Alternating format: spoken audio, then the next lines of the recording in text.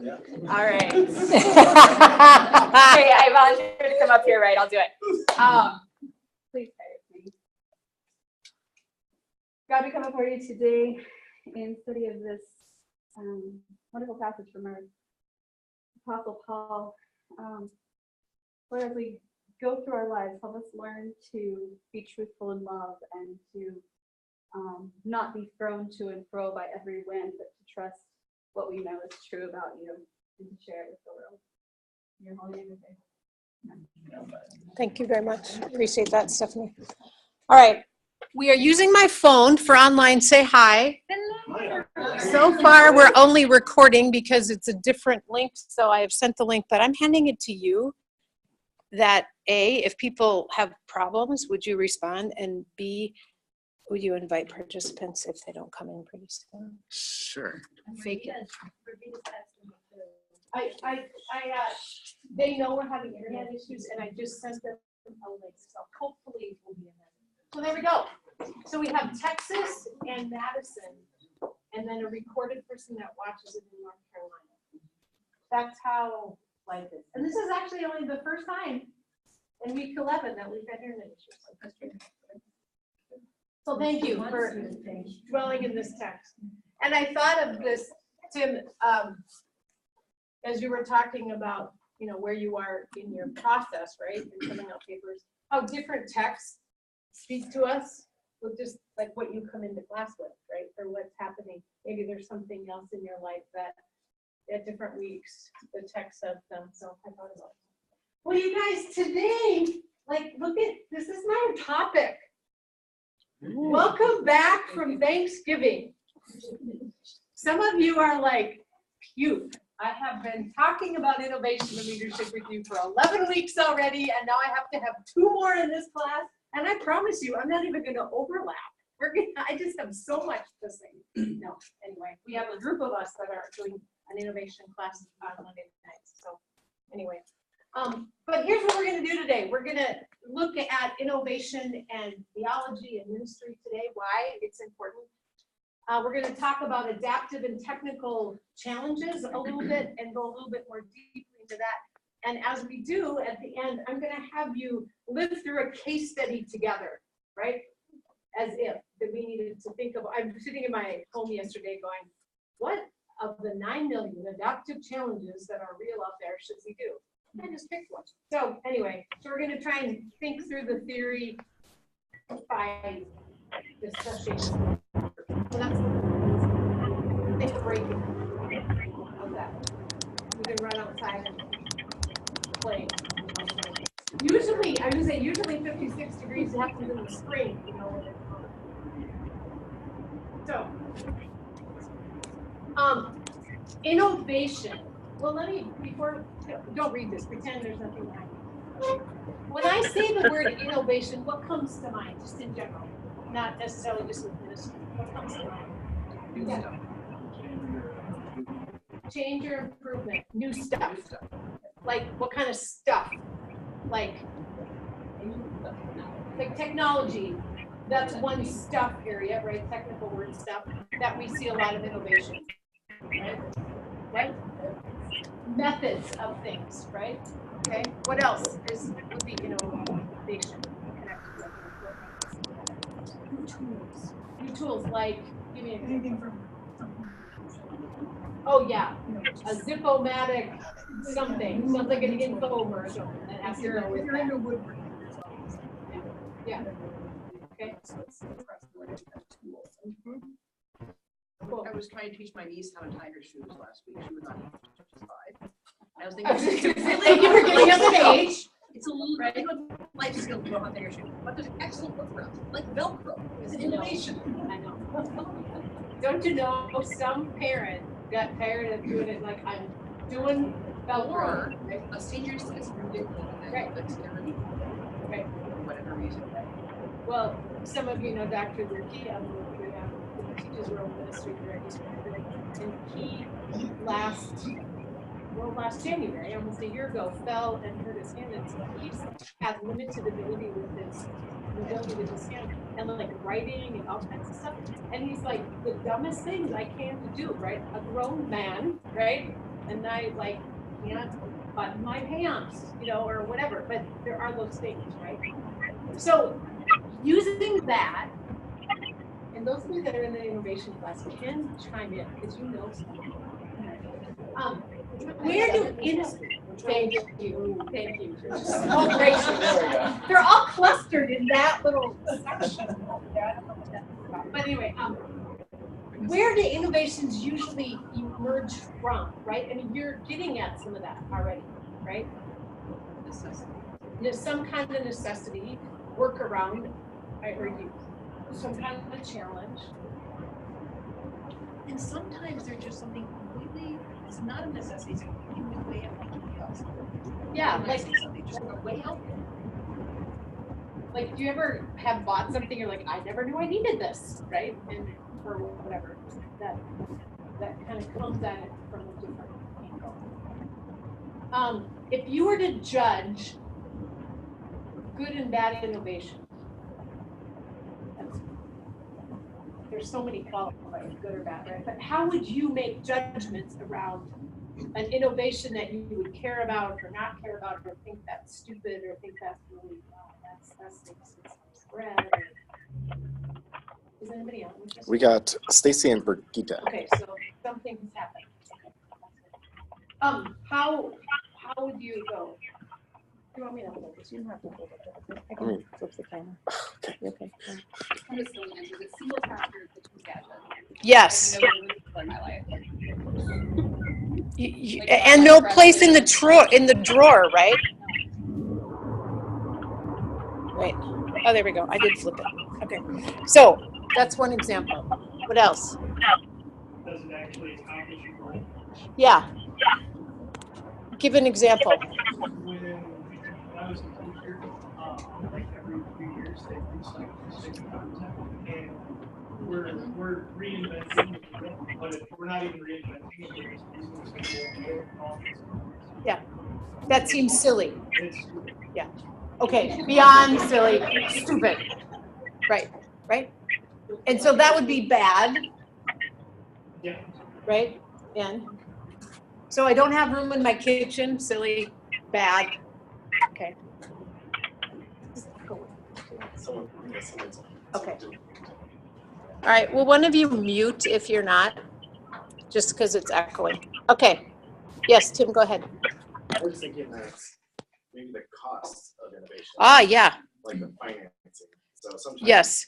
I don't want to invest too much money into changing something that is actually okay. Right. You know, it costs millions For of sure. dollars to change an innovation when it might actually not be that broken. Like one of the things that drove me crazy after the kind of the market crash and stuff, people made smaller containers for everything, right? Ice cream or whatever. Like they started selling things, and I thought, how much work went into changing all the stuff, right? To change the size, when was it that important? They didn't have to raise prices. Right. Just make it small. I mean, you're like, right? But that's a thing out here, but we would never do that in the church, would we? No. Invest all of this, right, for something that you're like, maybe not worth all that money in it, right? Because I think, thinking about like church things, it's like, you have databases and you have Right. financial tracking softwares, and some of these things are really expensive every year, or, initial investment Right. purchases And time, and time. And like then you have to data. update everything, Yep. enter in all the data, and sometimes like. you just have so to- sometimes there's a weighing of investment and resources. Yep. In my country, when some groups went to help rebuild homes Uh-huh. for people after the war, they decided that the people should move from their location closer to the Yes. road. Yeah. Without discussing with the people, they went and built houses, and the people did not move, and those houses remained Wow. until they collapsed. Wow. So good idea on the one hand, right? Trying to help people, Right. right? So like how far are we talking would it be that these homes were built from where they were at? they were like an hour walk. Yeah. But they felt they had their crops, their plantation. Right. And they didn't see the need moving Yeah. to live on the road, and they have to walk an hour to go back To their their crops. farms. Yeah. So Yeah. they would have appreciated if a road would have been connected to them, then they come to the road. Right. Or at least let's talk about other options, right? Right. Let's discuss it. That's a great example, right, about a miss. Yeah. Yeah. Any other comments? Yeah. Beth? We mentioned financial costs to innovation, but there's also social costs, and that's a great of social cost. Yeah. The innovation idea. And we've never done that at the church. I'm laughing because it's like, right? That's a huge one. right? We're trying to be innovative program. Well, but Yeah. The connection with where people's energy and hearts and cares are, right? So innovation is not in and of itself good or bad, right? It really depends, right? And let's use Tim's example. In one setting, it might be new church starting, it might be the best thing, right? Or if there's no system in place. But if there is one already in place, is it the right thing to do? Is the curriculum we have that poor, or right? Is this actually advance it to the kind of goals that we want to meet, right?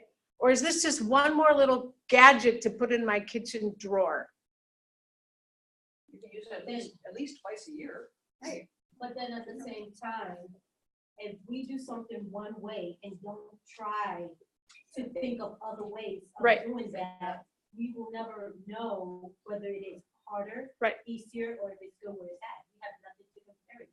So nothing, bad, right? And I also hear you say, the sense of some of these things, the only way to know is by messing with it, by using it, right? I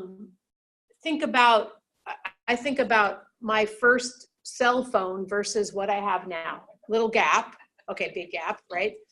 But there were things that like, that's nice feature on a prototype, but not really needed, not really helpful, right? I thought, silly me, who needs a camera on their phone? Well, Next to using the telephone or, communicating with people, that's probably one of the best features, but I didn't know I needed it. I mean, to your point, right? Or know that I would use it in that kind of way, right? So there's this middle ground of sometimes the only way to know if it's stupid or silly or great or whatever is to use it, mess with it, right? We don't know all the answers beforehand. Okay, those of you in the innovation class, they did really well, didn't they? They're like at least 6 weeks in. Should we give them a pass for a 6 week of the 12 weeks already? No. They're all just laughing over there, right? Half credit, okay. Thank you, because I think one of the things that I want you all to think about beyond this class, you will have to lead innovation. You won't have a choice. Now, I don't want you to build houses by the road and have no one move in. That would be silly, right? But I also think you might be leading people to some new things that they don't know they want yet, right? So just listening to yes or no, you might need to be a little more stubborn than that, but figure out for what purpose, right? What difference does this make for the church? We don't innovate in the church for the sake of just being novel. That would be silly. However, I think there are reasons. So with that said, now pay attention to the screen. Now, how's that? This lovely little thing behind me. Even though that does happen, What? innovations are created for the sake of living. Oh, for sure. Like, you know. Oh, for sure. Yeah, that's exactly right. Yeah. And sometimes we don't know, right? Right. We may think it's novel and it's not, or we may think it's the best thing since sliced bread and it's just really like was sexy at the beginning, and we were like, this is so awesome, and we're like, okay, that's kind of stupid, right? I wore some really cool fashions in the 80s that really weren't as cool as I thought. I had Farrah Fawcett hair, which right there, if you don't know who Farrah Fawcett is, you know, but yeah. And this hair holds so much curl. Oh my gosh. Okay, anyway, it was bad. Anyway, pictures later, maybe. Maybe the last week of class, I'll bring you pictures of me with my 80s hair. That could be like incentive to come. All right. Wow, how did we get there? All right, so innovation is about new, right? But here's the deal. Christianity is as well, right? Ironically, some of our churches, this might be new news. We really like buildings that are 1,000,000 years old and tradition, and we're like, the Bible is a little bit more about transformation and making things new than creating pillars and stuff, right? If we had to bend, that might be what we see. But here, theologically, why should we be thinking about this? God is one that makes all things new. Was anybody else up at sunrise this morning? Yes. Anybody see the sun come up? Oh my gosh. Sunset last night too. And somebody else, I saw somebody else, and I'm like, all right, I'm not really love mornings, but that's a reason to get up in the morning, right? And I'm a person that maybe you're like this a little bit. I'm having a really bad day. Sometimes people are just like, family just like, go to bed and wake up tomorrow. Do over again, right? Sleep, just turning my brain off, whatever, and getting up and having a new day start. And I think this is the kind of God we have. Martin Luther, what did he say? Every day, right? I die and made new each day, right? There's something theological. There's something about what God has created in us in newness around what is it like to each day be made new. I don't know about you, but I kind of wished break had one more day. That almost is an amen, you guys. Like, even if for some of you that you know, right? But there's something about, all right, we're going to do this, right? We're going to go into this. And what is it about each day to say, God, how are you going to show up in my day, right? We get choices at each day. How's God going to be with us? So part of it is we have in God this newness. First, we have God the creator who creates all things new. But second, Jesus kind of came to earth for a purpose. Like this is a little bit above Sunday school, but not much. Why did Jesus come? Okay, this is not hard, right? It's Advent. We started it today or this week. Like, come on, right? What happens in the person of Jesus? Co-suffer with the world. And because Jesus came, what changes? Anything? Transform. Right. Free. Right? We get to proclaim good news in the midst of that, right? Amen. Let's do it. All right, now we can cancel class and go outside. No, I'm just kidding. Jesus came in to transform humanity. God came to earth so that we would suffer no more. I mean, there's all kinds of ways that we say that. We imagine the world. So if we talk about Jesus, maybe there's some newness that we could bring up in our congregation. But then we've got the Holy Spirit breathing and changing us into all different places, right? Maybe we underestimate the power of the Spirit in our lives. All right, think about a time when God, through the work of the Holy Spirit, changed you. Maybe it's when you showed up at seminary. I'm not going. Okay, I'm going, right? Or maybe it was I really don't like my neighbor. And I'm called to love them.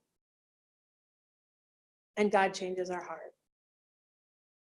Or maybe it was, my life is planned. And then we go someplace else, right? Find someone you didn't do dwelling with the word in the word with, and share one way God has changed your life. Go. God through the Holy Spirit has changed your life. Go. Hi, Stacy. Hi, Dr. Can you hear me? Can you hear me? Okay. I don't know if anybody, oh yeah, there they are. There you are. Other friends? Share a time when the Holy Spirit has shaped you. No, I'm just moving out here. Every day? It's too loud in there. Every day. Birgit, you go first. Oh,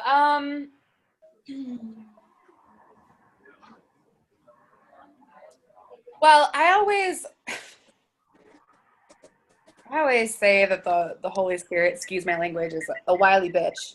A little Amen. fickle sometimes too. Say more. Because I think that she reminds us consistently that we are not in charge. Mm-hmm. And that's no fun. I want to be in charge all the time.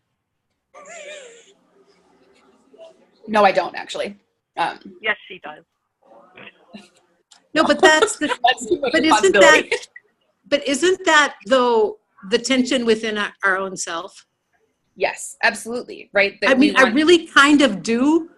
And then I really am glad I don't, really right? don't. Yeah. In the same minute, in the same microsecond, right? Yeah.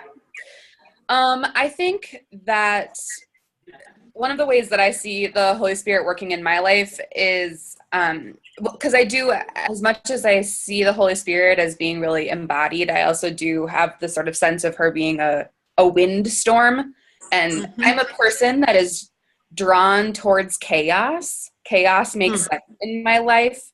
And I get myself into situations that are really insane, and which is why I'm an Al-Anon and why I work very hard to stay out of that, but I stay out of the chaos. But I think that the Holy Spirit has been training me to recognize the windstorms before I get into the middle of them lately. And to be able to recognize like when I am going, that she draws my attention when I'm going off the rails and trying to control things myself, and gives me this like reminder to turn it back over to God instead.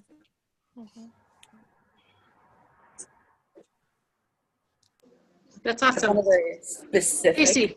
I can be specific, but I don't need to be. No, that's fine. That's fine. For me, I think the Holy Spirit is ever transforming me in relationships that I encounter. And probably have seen that even more so during my internship.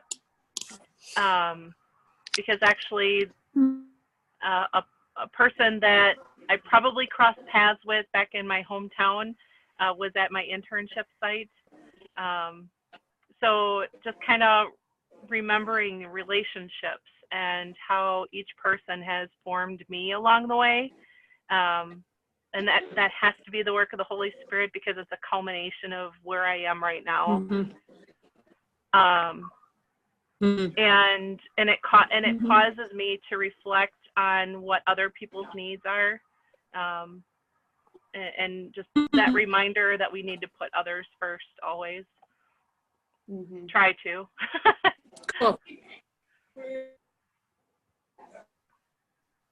What about you, Dr. Elton? You said that, well, I think this actually fits kind of a thread.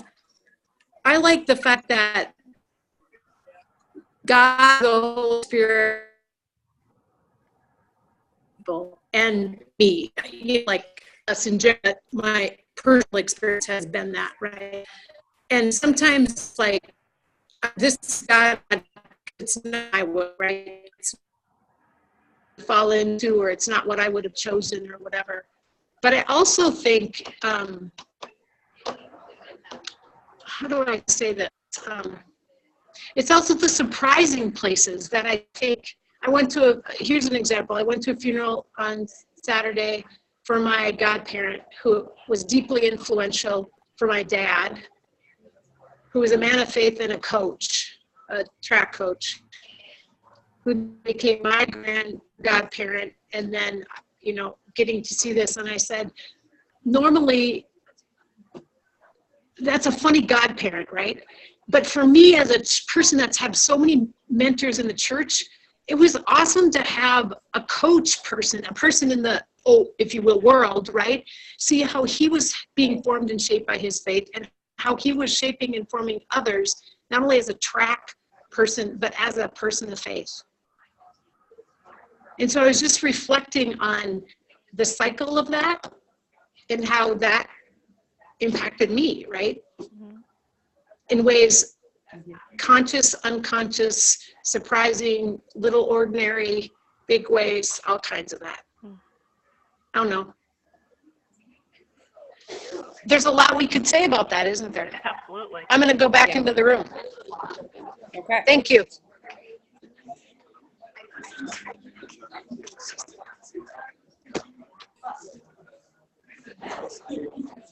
All right. Could you come up with anything?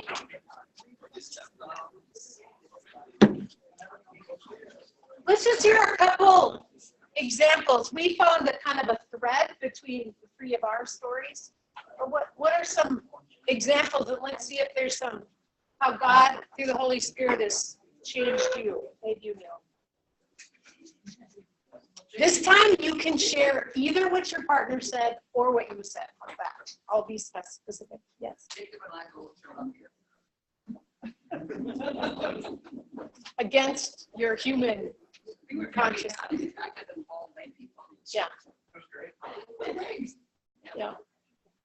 Not knowing Hebrew and Greek was fine with you. Right? And we also talked about. So there was a theme. Innovation and is it really, this great new idea or somebody else is doing this or in a book, is it really appropriate to the context for you? How do you adapting this wonderful, great idea for, and who are we and what's around us? Is it really? So newness connected with context, maybe.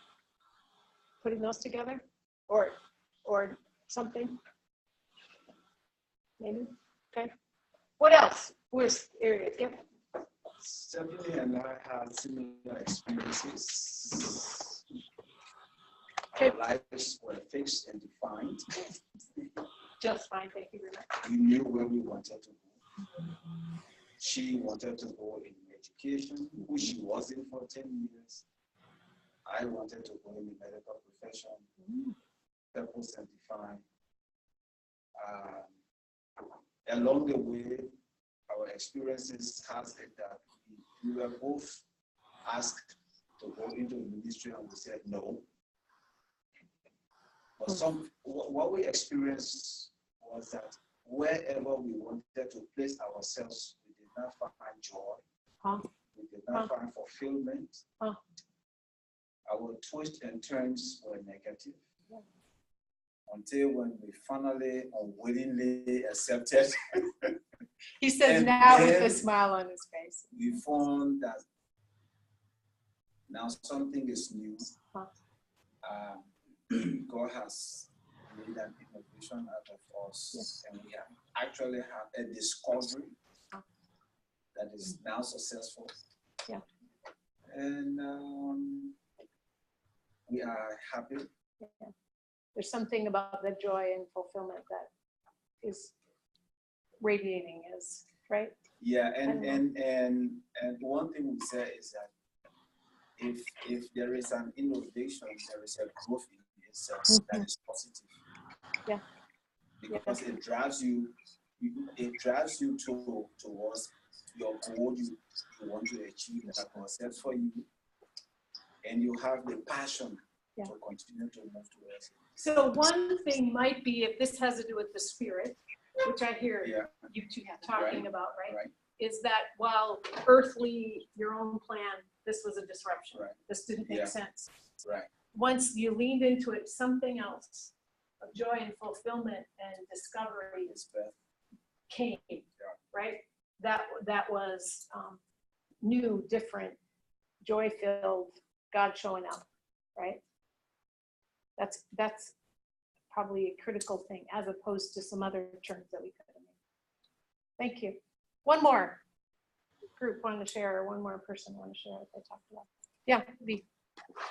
And so for Filipos and I, we kind of were in agreement that planning things when you are signing up to be a servant of the Lord doesn't exactly work with you. And so as we discussed this, we both found out that we kind of given up our like daily planner life of trying to organize what we want to do. Because at the end of the day, the Spirit is going to guide us to where we need to be. And so being that person where even in this conversation of, you know, where we are now, where we are going, it's difficult to answer with certainty because we're open after trying to plan what we think we want and God showing us different. We're at a point of there is no certainty except for we are signed up to be servants. Wherever that may lead us,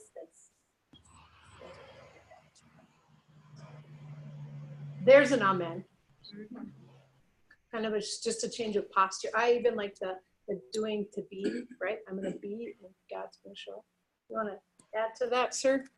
Partner? The synergy sometimes why is that our capacity and our willingness to risk take and experiment, which is something we cover in the innovation class, but also added language to what I'm doing here in seminary, which is beyond how do I create a field work for myself in this sphere, to experiment in different contexts, to take risks and go to the furthest church in a rural area that does not expect me to be there, nor do I expect myself to be there. So I think this is also the synergy of the Spirit, but to have a non-attachment to where we'll end up, to the conclusion of the process. Yeah. And one of the wonderings that has me thinking is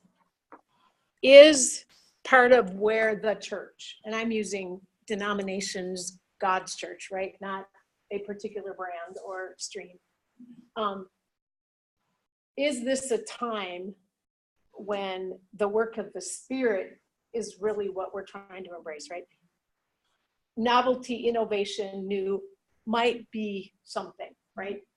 But the real switch is the one you all have talked about, right?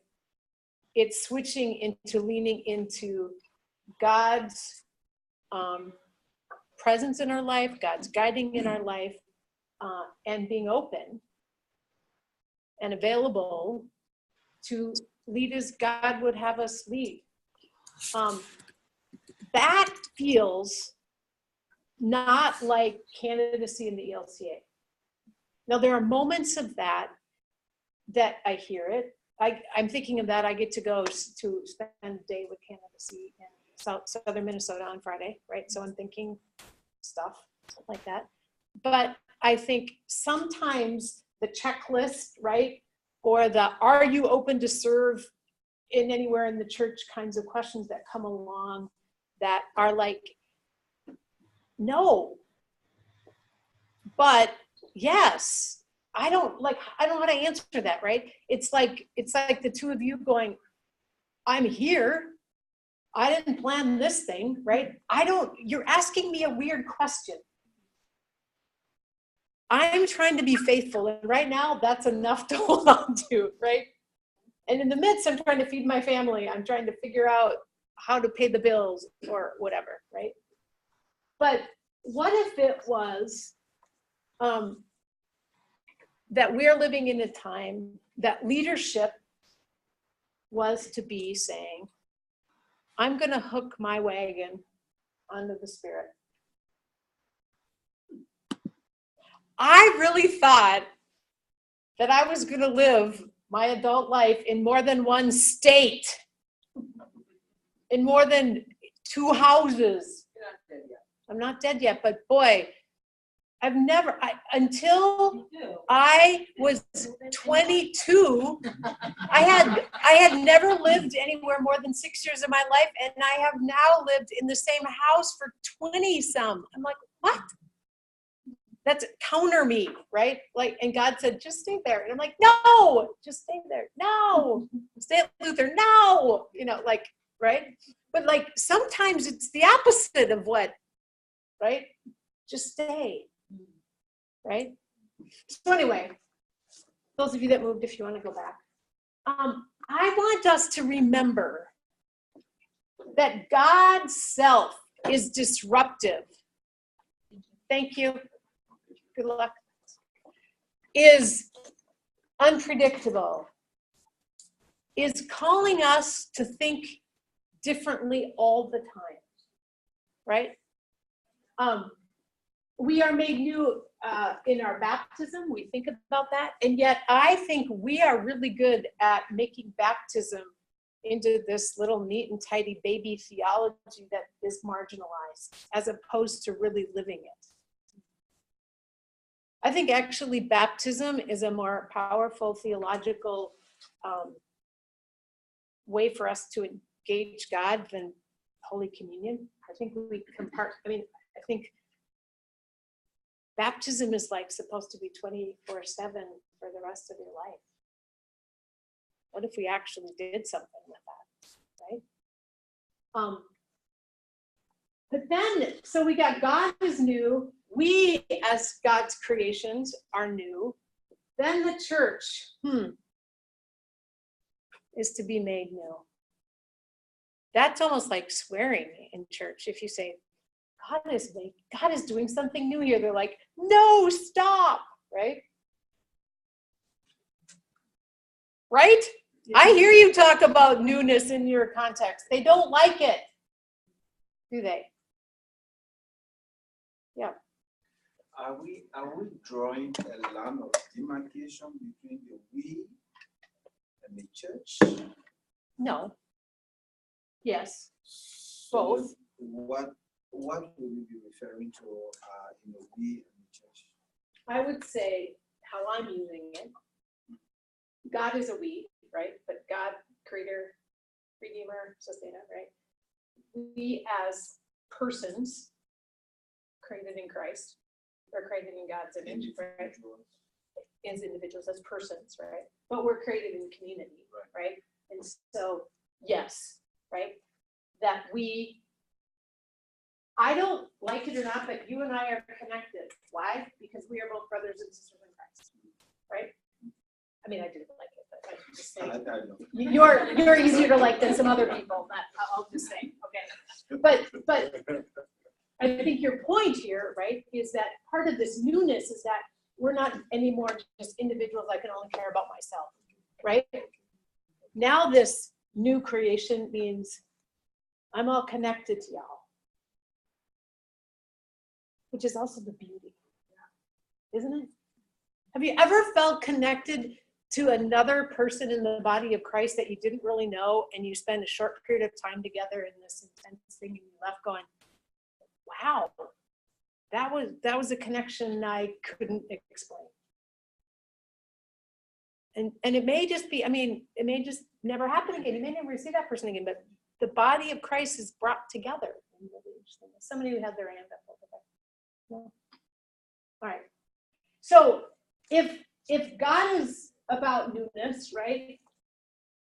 And we are being made new, and the church is called to be a new creation, to be different than the world. I think we'll both hear a thing of like, what does it mean to go in amongst the suffering and be the gospel? What does that look like?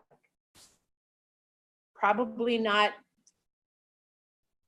handing out turkeys only, right? And things like that, right? So that's newness. Pause. Adaptive and technical.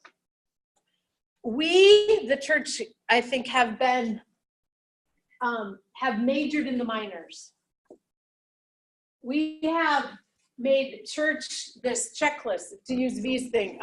Every day I get up and I put it on my planner, and if I just do this, this will be church, and I'll be a good pastor, it'll be a good congregation, it'll be vibrant ministry, right?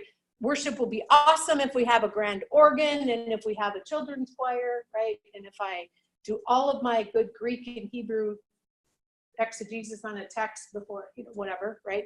That if we do all this stuff, then it will produce this amazing ministry. And to some degree, there's some of that, that's a good thing. I don't want to throw that out, right? Technical problems can be solved with existing knowledge. Okay, so the internet is down in this building. It's gone down before. What do? Other people have fixed it. Let's ask them, right? It's not me that can figure that out, right? So existing knowledge, experts, we bring in the experts. And it works, though technical situations work really well when the environment is stable. So if we were having this same issue with technology and there's a hurricane happening outside, let's say, would that be a stable environment? This is not a hard question. No, right? There may be more factors that came in than just the server wasn't working well, right? Okay, dramatically different situation. Technical problems can be dealt with on the level of strategy. Let's plan for it now next time, right? So next time before I come to class, I'm gonna check the internet. If it's not working, I'm gonna go over to OT, I'm gonna talk with them, and if that doesn't work, they're gonna put us in a different, I'm gonna do all these things to plan ahead for it. So at 1:30, when it's time to do class, we aren't without the internet and people can't have access, right? That's a strategy, that's a planning thing, okay? V, can I pick on you just for a second? You're in CPE right now. We were talking about that on the way over.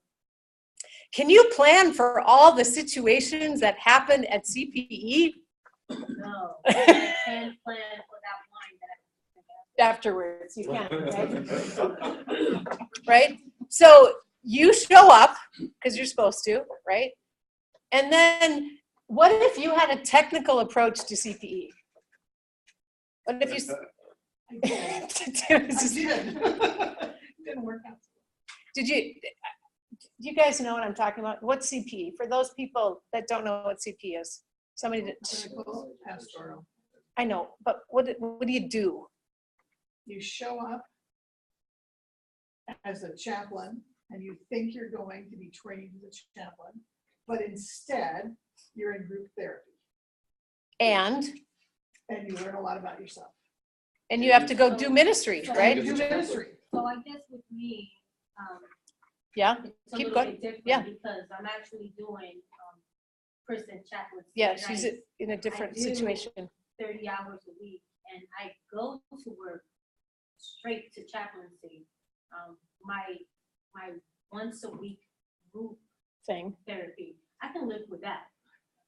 But the other 5 days, I'm literally doing chaplaincy work all day long, one-on-ones, all day long, back to back. So. And you know exactly what you're entering into every one of those conversations, right? I know nothing. Right. I start with devotion and I pray for the Spirit to lead, and then I go into full submission, and I have no idea what happens until after that session is over. Yeah. Or at the end of my day when I go home and look for some sort of liquor. Or even go, what was that, God, right? What happened today? Right? It's the truth. I know. It gets overwhelming when people are always dumping on you. Right. And you have to make yourself available. I'm a trash can. Yeah. Dump your stuff on me, because that's what the Lord has me here for. Right. Dump your stuff on me, recharge, and get back out there, and you'll be okay. Yeah. And then I gotta go home, and I got all this stuff, and I was like, well, have nobody to dump it on. Right. When will I have a chance to dump all of this stuff? Right. And so. Well, and I think I'm picking on CPE as one of many ministries, right? I mean, we could take North Minneapolis. You can't control what's happening in the neighborhood, right? And if your mission, or same with your context, right? If your ministry is to do this, right? Then you just show up every day, and your best plans may just be thrown out the window, right? You may be empty upon empty, and it doesn't matter. You still got to show up, or somebody, right, physically has to be there, right, with regard to that. I think those for me are examples of so much already in ministry doesn't fit in the kinds of categories we've often defaulted to in the church. Does that make sense? Because I think Yeah. largely that might be because the lens that we approach these situations are not pastoral lenses, I think that's right. right? Say more about that. I have an extensive nonprofit background, and so for me, coming into different contexts, including when I was in CPE, where as a fixer, let me just pull out I'll date myself, let me pull out my Rolodex, or let me find my contacts, and let me find you who you need to solve this issue. Whereas from a pastoral perspective, I'm walking alongside you, where I don't necessarily, my role is not to find the answers, but it's to explore with you and to make space for you to be able to discover that. And there's a beauty in that discovery. And so I think that that was a challenge for me, was being able to recognize, and it's still, and I can now recognize when I'm putting on a hat that isn't really what's called for in this specific environment. And so coming into, whether it's North Minneapolis or in other contexts, I think part of it is being able to even discern what is needed. Right. What role is needed in order to be effective. Is it really a problem solver? Right. You know what I mean? Like, and sometimes even as a pastor, it is. Right, exactly. And I think that is a great example between the difference of these. The outcome of this is fixing. Right.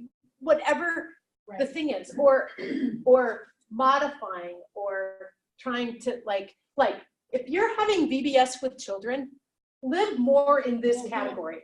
Be safe, give them snacks, have enough adults, right? Know the environment ahead of time, do some preparation, right?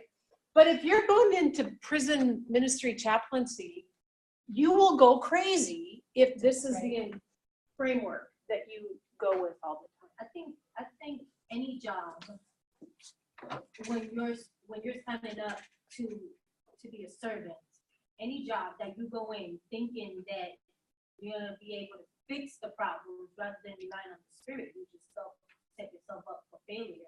Right. And then that's when we go into the thin line of what is your place. Right. As being called to be a leader, but never forgetting that you're actually here to serve us. And I think, when it comes to budgets, when it comes to making sure the buildings work, I mean, I think there are pieces within our ministry, right? We're still changing hats, right? But I think, to your point, V, that I think I want us to leave this section with is, I think, what if this is our primary, right, place, and this is our secondary, as opposed to, often the church has said, this is our first location, and then we have to adapt this way. Yep. I mean, the question was asked, the difference between church and we. Yeah. I think that is the difference, is that some want to move from an adaptive challenge point of view, experimenting, risk-taking within an autonomous or a structure that allows and encourages autonomy and empowers individuals. Yeah. In the words of Jazz, to solo, right? Yeah. Soloing together. And then there is the polity and the structure and the rules and candidacy. Right. And I was never asked that question, would you go anywhere? So now it makes sense. Some of my colleagues always repeat that they will go anywhere. I just was not asked that question yet, or ever maybe.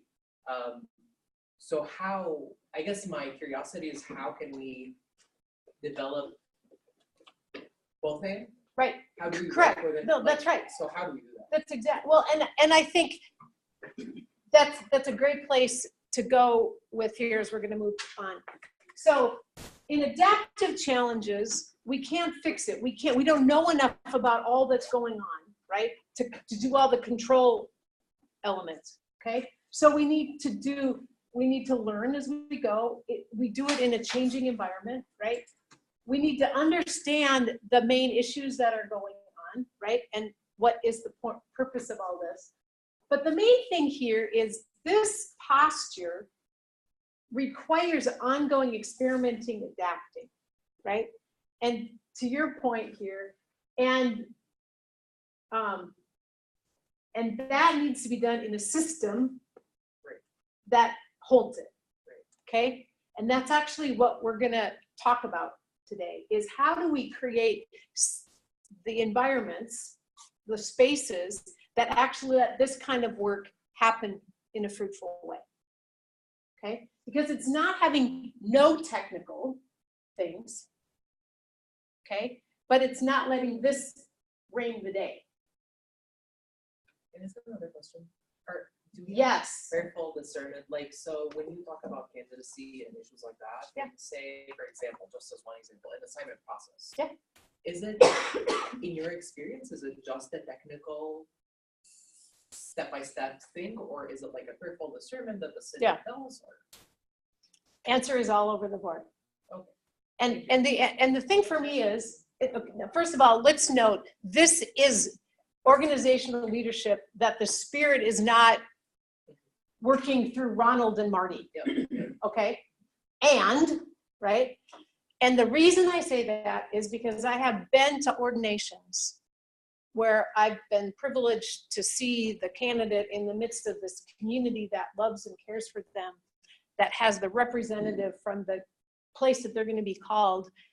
And the stories that they've shared about, we've been praying for the place that this person's going to go, and this community praying for this leader they don't yet know. And I get goosebumps because I know all the checks and the dots and the assignment process that can seem really wooden and institutionalized. And then I hear that and I go, okay, God, you still laugh, right? At all this. So that for me says, and. Now, there are points where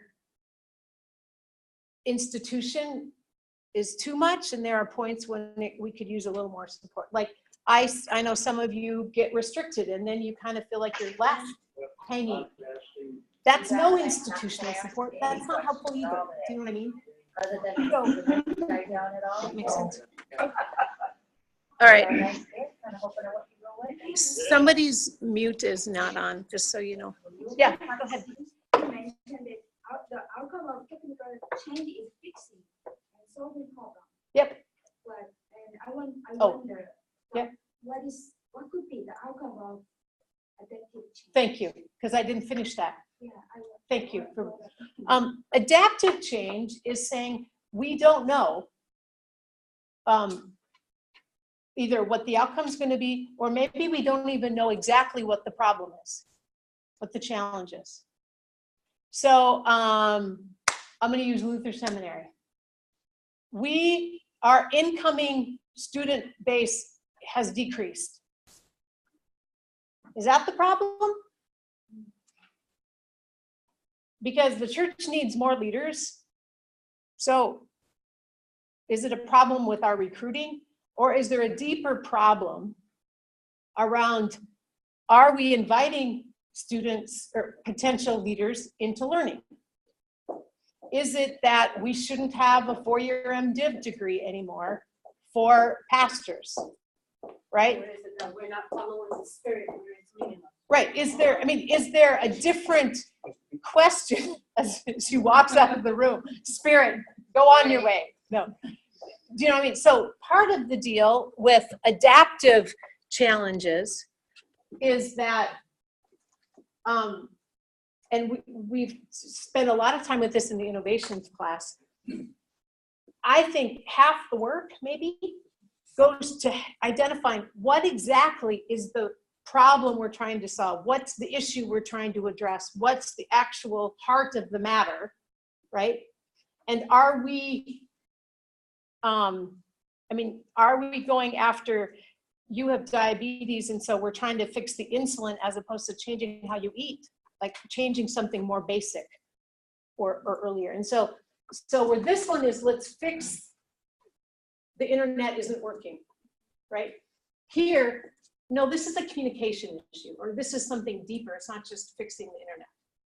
It takes a while to figure out what that is. So the issue here is the more we can figure out what's the actual issue we're going after, well, then we can figure out options for solving that. Does that make sense? So the second part flows much more quickly, but it takes us a longer time to figure out what's actually the problem. So to use your example, is the problem being by the road or not? Or is the problem accessibility? And if it's accessibility, then what would that look like? That might be not just about a road. That might be about something else. Building a gas station closer by, I don't know. You know, it might have a whole different issue. Is that helpful? Yeah. I'm wondering, so we can have positive outcome, or sometimes we can have bad outcome also? From this one? Yes. Thank you. Well, positive and negative. Let's see. Negative might be, it might be seen negative to some people. I mean, I think it's just a deeper understanding. That's how I would put it. It might feel like loss. Like a lot of the issues right now that the church is dealing with, it just feels like loss. So it might feel negative, but actually, maybe it's not. It's just a new birth or a new opportunity. But we're mostly stuck in loss, you know, so it feels hard. So let me see what's next, and then let me just say a couple things, then let's take a break, okay? Here's some examples of some of the adaptive challenges facing the church today. How can we communicate the gospel in a society that's both secular and religiously pluralistic? I think the second one deals with the first one as well. How do we form Christian community within an increasingly multicultural world? Well, let me say what I mean by that. We have formed faith in an environment that's not the one that most of our congregations today live in. Okay? As I look around, I'll just use children, youth, and family.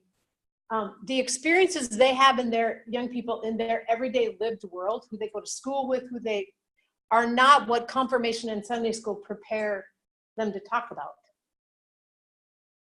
I like go, have you, I'm like, do you know that where these kids are going to school? And they're like, how do you help young people talk about their Christian faith to Muslims, to Hindus, to people that don't have any background without feeling like they have to convert them, right? To just have a curious understanding of what that is. That's not a normative conversation that I hear in Children Youth and Family Ministry. It's like, do they know where Jonah is in the Bible? Okay, maybe it's important to know where Jonah is in the Bible. Like, I'm not saying that's the wrong thing, but I'm not sure that directly connects anyway to their lived experience in the world, right? When somebody's going, does God even exist? Why do you pray? Do you know do you get what I'm saying there? Okay. So then we just assume, like, if we build it, they will come. If we do vibrant worship, they're just going to show up. As opposed to, how do we actually form communities where people care for each other and walk alongside each other and don't judge each other and can have differences of opinion? I think that maybe you said this, I don't remember. But like, how do we allow congregations to not all have to think the same thing? Right? Is it okay to have difference of opinion? That takes relationality and, you know. How can our congregation engage or come to reflect the diversity of our neighborhood? You guys know these things, right? We don't look like our neighborhoods, mostly. How do we pass on faith to the next generation amidst a cultural, moral, holistic, therapeutic theism? A sense that God is about right or wrong, that we only go to God when we need help, and that God is kind of out there, right? Distant, doesn't really matter to our everyday life. Okay, kind of the divine butler God, right? That to me is different than the faith that we talk about. And how do we discern a faithful future for the church or for congregations in the dramatic cultural change and institutional decline? We can't plant churches like we've done before. We can't, like, our old ways aren't doing it. So why do I think you have to be doing innovation? Because every one of these you're going to face. Right? Okay, now you're depressed. That's really exciting, but that's the thing, is it depresses some, but it makes me super excited to be in ministry at this time. Well, and I think, amen. Amen. Yes. And maybe the good news is there are a number of people within institutional structures that are now agreeing than 10 years ago, 20 years ago, 30 years ago. Yeah, Donnie.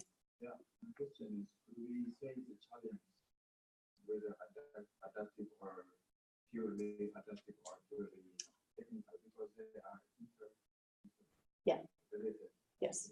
In this challenge, for example, how to communicate the gospel to the people, there is both adaptive and technical. Correct. How come you're so smart? Did you hear what he said? This is exactly right. These are adaptive challenges, but there are technical issues to them. Right? Both ones that are institutional that we could tinker with and change that would start to turn the ship, but also ones that no matter what the adaptive thing is, there's some technical things we're going to have to address. Right? So, yes, these are both. And the discernment for you all is knowing when to do what, right? When is it time to say, you know, we got to put some budgets together, we got to do some things, and when is it time to say, blow it open, right? We're going to a new land. This is great conversation, and I'm going to give you a break. How's that? We went longer than I anticipated, but thank you. So 15 minutes, 10 after 3. Cool? Hi, guys. Sorry. Are you hearing me okay? Yeah, I can hear you good. Good. I am going to try and see if I can get it on my computer now. Okay. And so if I do, I will end this and send you another meeting request. Okay. If I lose you, okay? Sounds good. Okay. Otherwise, I'm going to pause the recording. All right, we are resuming. So, what are some key practices of innovation, you ask? I'm so glad you did, let me tell you. No. We may not get to our case study, just so you know. Four things that are some practices that are pretty key. Listening. And as people of ministry, yeah, we're good at that, kind of.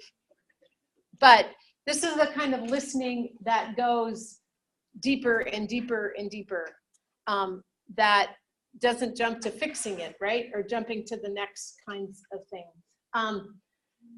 Do one of my innovation class people want to give an example of listening that as you listened withholding your judgment, how it changed you over a period of time? Do you have any examples of that? We practiced that in a couple different ways. Go ahead. Do you have one? No? You're talking about from class? Like Yeah, either that or your group experiments. Aretha, do you have one? Listening? No? I mean, one Go ahead. is that our project is very missiological. Yes, and it is. I am very suspicious of certain missiologies that thrive in this place. So to come. That's so shocking to I'm me. just real. I'm just real. No. And Yes. the beautiful thing is that in listening, we agreed, okay, we actually do have a common call and purpose, and that is to allow people to hear the gospel, and that they are loved, and that they are freed, and that they are embraced by God. And so listening through our theology, which is the foundation of our project and innovation and the practical steps of it, was actually very helpful. So rather than letting key theological words set us off or make assumptions, right? It was listening through those things to wonder. That's a good example. None of the rest of us in this class would ever do that. So maybe we can imagine that in the future if that happens, right? Do any of you ever have words that go off and then you just like quit listening? Or is that just me? Right? That like you get the hair on your neck goes up or whatever, and then you want it. So like listening through and not making judgment is difficult. Beth, did you have something? Another thought about words I had was, I'll use a word one way and you use the same word easily different, and listening for those different definitions of the same word. Yeah. And not having to say one's right or wrong or prove it, but just wonder. Needs acknowledgement that I think we're using the same word and meaning different things. And the listening is. One of the things that for me is around listening is, as I encounter people outside of seminary, every now and then I see people that aren't reading theology every day or thinking about church. It's so refreshing, isn't it, right? That you don't have to dissect your words, but saying, oftentimes people have a feeling, a sense, but they don't have a vocabulary to talk about it. And so sometimes engaging in, like I think of, for example, people going through grief or loss. Most people don't have a working understanding theory of the stages of grief and loss, right? But if you actually can sit down and talk with people and then help me, it sounds like this might be happening or whatever, and they go, oh yeah, well that's got a word for it, right? Or that's normal, or that, oh, okay, like the ability to talk through situations that are new with ideas and concepts that aren't judgmental or that, but that can actually go, oh, there's other people that know something about this, right? I think a lot of times these days we're in territory that's new for people and we don't have vocabularies to talk about it. Or they don't have vocabulary. Yes. I'll give a really good, Yeah. a quick example. So I was at church last month, and there was a woman, a young white woman, who was really excited about starting this kind of movie thing where women could come together and watch different types of movies and talk about them. And then kind of like a movie club, like a book club, but for movies. And then to apply kind of, kind of like a form of a Bible study, how we can apply this to our lives. Great idea. So she stands up in front of the congregation and she talks about how their first movie is going to be Hidden Figures, because it's about a group of colored women who are coming together. And immediately, as soon as she said that, like the whole idea, nobody heard her after she said that, right? And it was a fantastic idea. It was like a great idea. I mean, innovative, we need something, it makes sense. But the minute you use a word that's kind of like a buzzword for people, everything went out the door. Took the focus off of the concept to something something else. else. People didn't want to hear that, and she didn't understand why she didn't get the response that she hoped for. Right. And so I thought, the first thing was listening to what her goal was and what her vision was. So it wasn't kind of my narrative. Yes. But what is it that you were really hoping to accomplish here? Where's your heart in this? And then also listening for, is she really open to me telling her, so this is why this went down, right? You know what I mean? Some people don't even, but are you in a space where I can actually tell you that this is where everything went south, was like at 7:32, Right. And once we did that, then she kind of revisited the next Sunday and apologized and like came with new vocabulary. Yeah. But her heart was in the right place, just the vocabulary that wasn't. Yeah. So one of the things for innovation is a lot of listening, and listening not to convince, not to persuade, but to listen to what's underneath the words, what more would help you understand what they're talking about. Give me a context, right, for that idea. Who do you imagine showing up, right? Just a lot of questions. The second key practice of innovation is experimenting. One of the jokes that a lot of churches will have, just call it a pilot project and then you can get by with a lot, right? Sure, but not if you've already invested 2 years of preparation, and this is to your point, Tim, right? And a lot of money, right? It's not really a pilot. You've already kind of said, we're going in a particular direction. Or you have a vision that this is going in a particular direction. So experiments start with really little tiny ones. So an experiment might say, you know, this week at Bible study, instead of doing the text study like we've done, we're going to dwell in the word and practice something. Like we're just going to do a little experiment, just a tiny little thing, right? And give you feedback. And if that group like has a cow about it, pay attention. Something hit a chord. Find out more about what that is, right? Or whatever. And then experiments can build on each other and go from there. So I'm doing a little experiment in the innovation class, and we're doing nothing like other classes. Well, a little bit. We have people online and people in the room, and we're reading some things. But a lot of the things are different in the sense of, I really don't know, but we didn't have the whole seminary go into we didn't make everybody go into it. Do you know what I'm saying? Right? And guess what? I've had to adjust all kinds of things. Have a night class. Okay, yes, right? I often say, I don't really know how this is going to go, right? So you can't really hold on deeply to the end product. You have to be willing to kind of change as you go. So experiments that test as soon as possible with the least amount of investment, and refine and test again and refine and test again and refine and test again, okay? And to do that, what do you need? A culture where you can fail.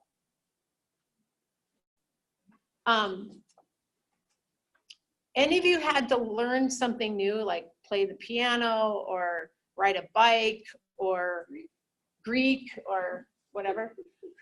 I think we have a higher tolerance for young people to fail than we do for adults.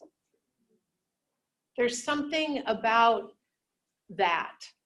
Now, the flip side of it is, research tells us that adults continuing to learn new things is actually really vibrant for your brain. It actually grows your capacity, right? So one of the things I'm thinking about when I start my sabbatical, I used to be able to play the piano. I'm like at my best, I was like a 6th grader level of good at the piano. Which just like not the extraordinary 6th grader, the average 6th grader, just so you know, right? So I'm not very good at piano, right? But I'm like, you know what? I have a piano sitting in my house. I have music. I have, what if during my sabbatical, one of the things that I started was actually practicing engaging something new again that I know I'm going to suck at for a while, right? I think that would help me think differently about my life, because I don't like to fail. Any of you with me on that, right? And so, and giving myself permission to try new things, to have it be kind of bad, do it when no one else is around in the house, so I don't have to worry about people going, Mom, is that, whatever. How can we create some spaces for people to play, for people to not have to get it right all the time, for people to get out of their comfort zone? I don't know how we do that in churches or in communities that have already kind of high bars around, everything has to be excellent. But I think we need to figure out some new practices around that, right? Sometimes I make leaders play with Play-Doh or do things with Legos or whatever, just to begin to introduce play, to introduce things that there's not an end result you have to do, right? Okay, so culture of failure and learning. And improv. leaning into the unknown and not being paralyzed. We actually had an improv person come, and it wasn't all that bad. We kind of had fun. But we said, we're all gonna do this, right? And so what if we began to do improv, right? Well, Stephanie did it today, right? Improv doesn't happen without a structure, right? It's, here's the structure, take it and make it yours, right? You don't have to do it like everybody else, right? So what is it about? So those are 4 practices I'm going to say a little bit about. Deep listening. We've said this before, but leadership begins with listening. Some of you are going to be entering into new contexts in some time down the road. CPE, internship, new calls. You have 2 ears, 1 mouth, right? You hear that? What would it mean to practice deep listening as you enter a community? To wonder, what's leadership look like here? What would meaningful engagement with this community entail? How might I first lean into their culture before I impose mine?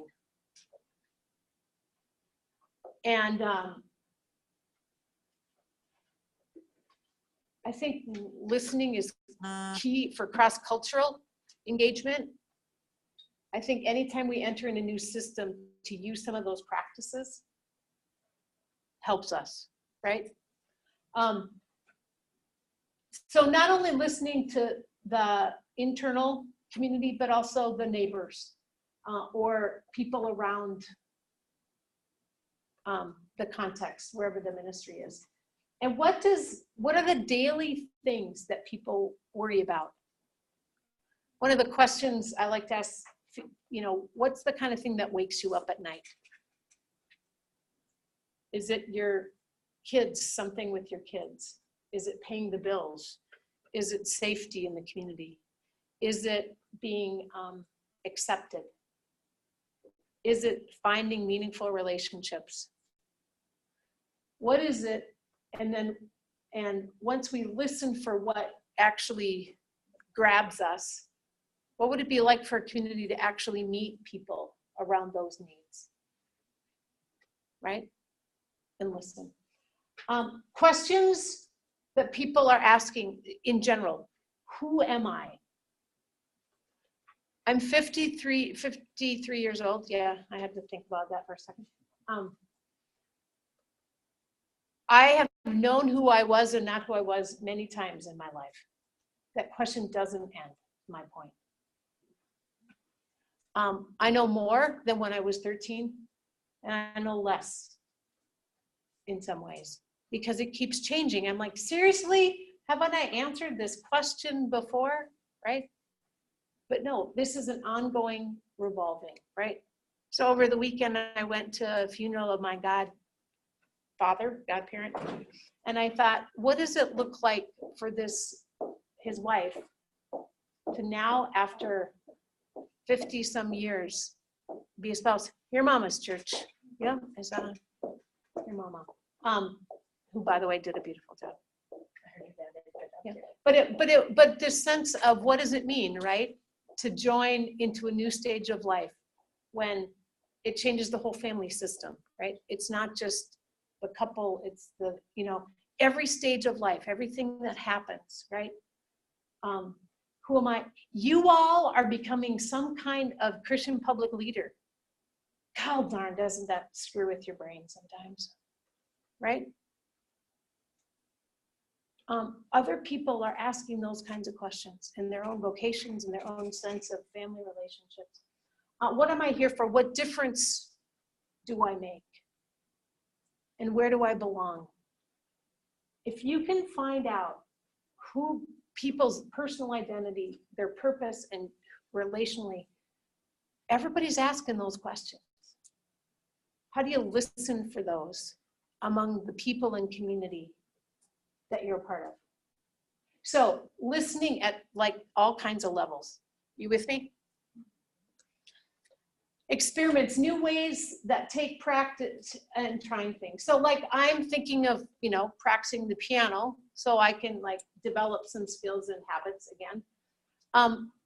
You can't say we're going to totally experiment with the heart of your congregation if they aren't used to experimenting, right? So how do you begin to try some things, right? To do some modifications, to imagine some things differently. One of the things are on the edges. Is that, wasn't that, I know, but what's Wheel of Fortune? Thank you. That's what I was like, what is that game show? Okay. One is on the edges, right? So you can play with things that like, if you screw up, people aren't going to yell at you.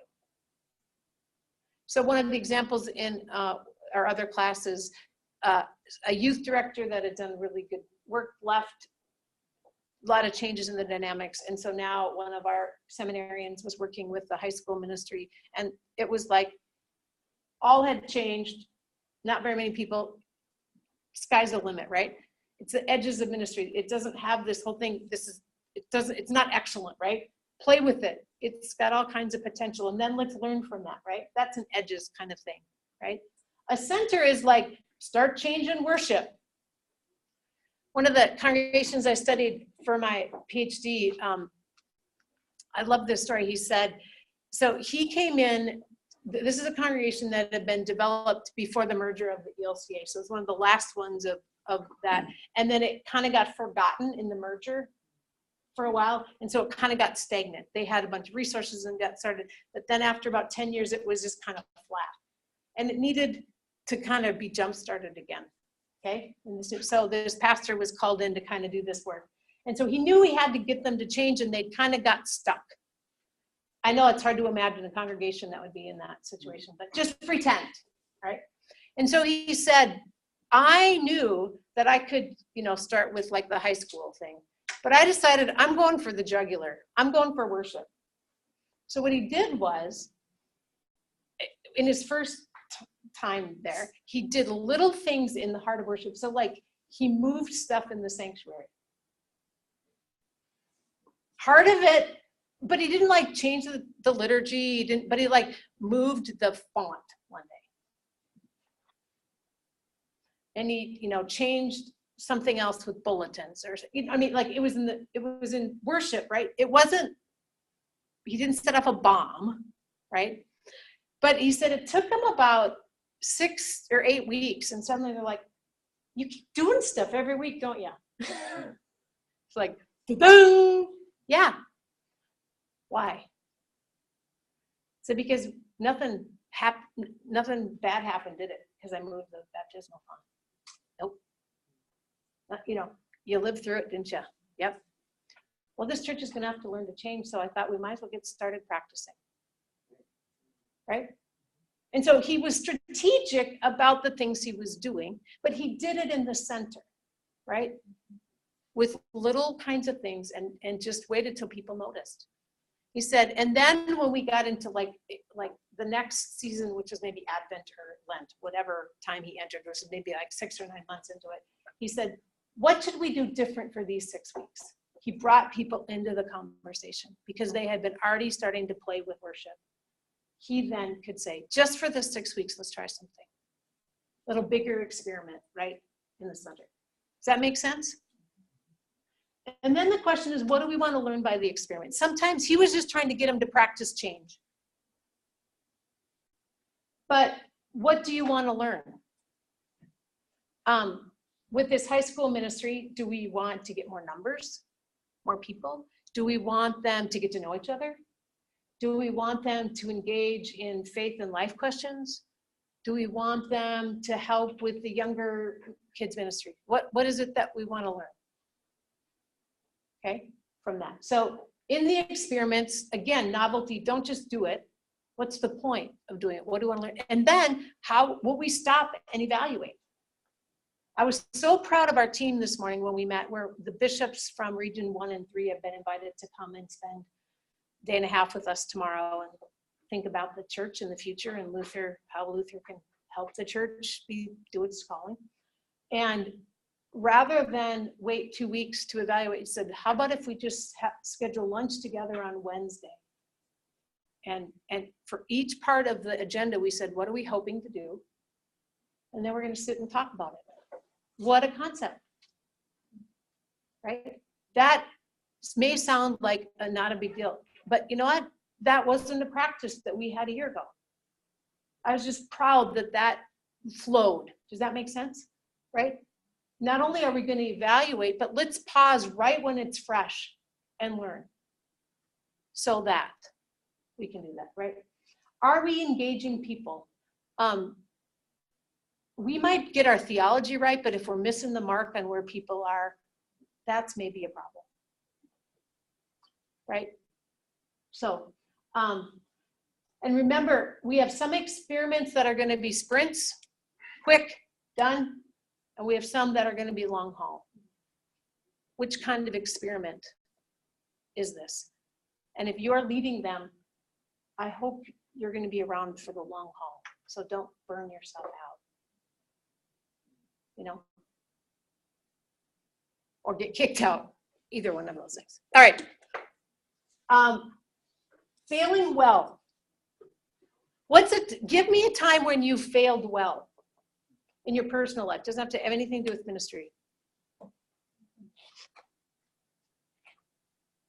When you failed well? Yeah.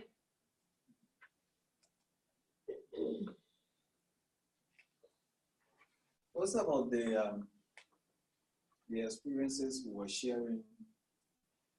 You may have had your own plans and thoughts what you wanted to do. Yeah. But you realize that that was not God's plan. You didn't succeed in that area. But you have to move over to the plans that God has for you. And then you pursue your, not personally your dreams, but the agenda that He sets for you. It may be considered as not succeeding in what you wanted to do. But it was good that it was messed up and you had to move over. So part of the thing about failing well, if there's advice in that or whatever, right, is handing over the outcome and going easy on yourself, going, all right, open, back to what V said, open yourself to, okay, God, you tell me what to do, right? And it may feel awkward.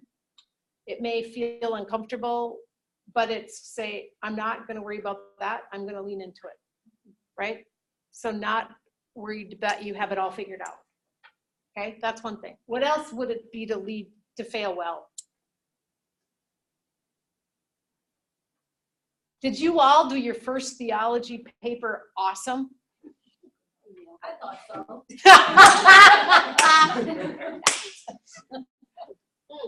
Let me ask it this way. Have any of you ever strategically taken a risk in one of your seminary classes and say, I don't know if this is what the professor wants, but I'm feeling driven in this way. I'm just going to try it.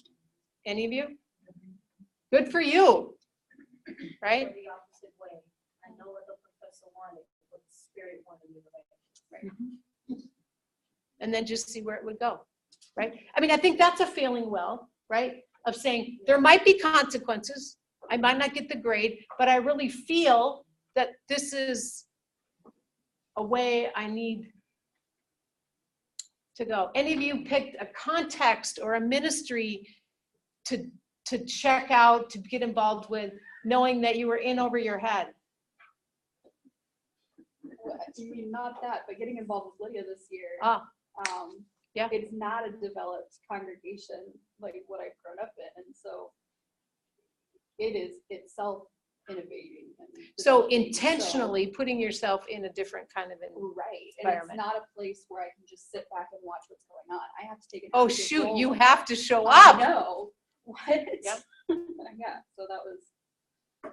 So putting yourself in environments, right, that you know you're going to be stretched.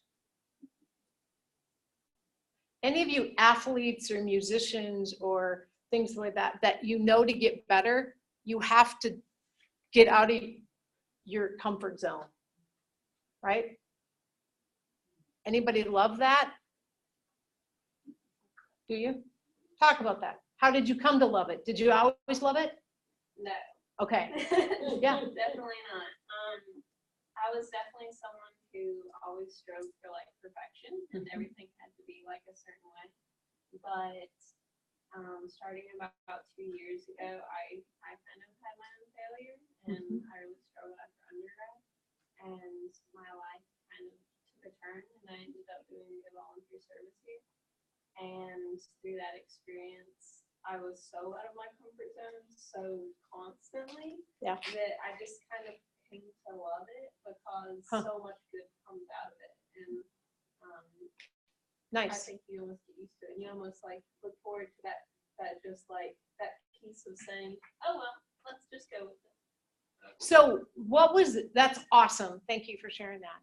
What moved you from, okay, you made the decision to go. So that was a huge shift, but now you show up, right? Now you're far from home, all this stuff.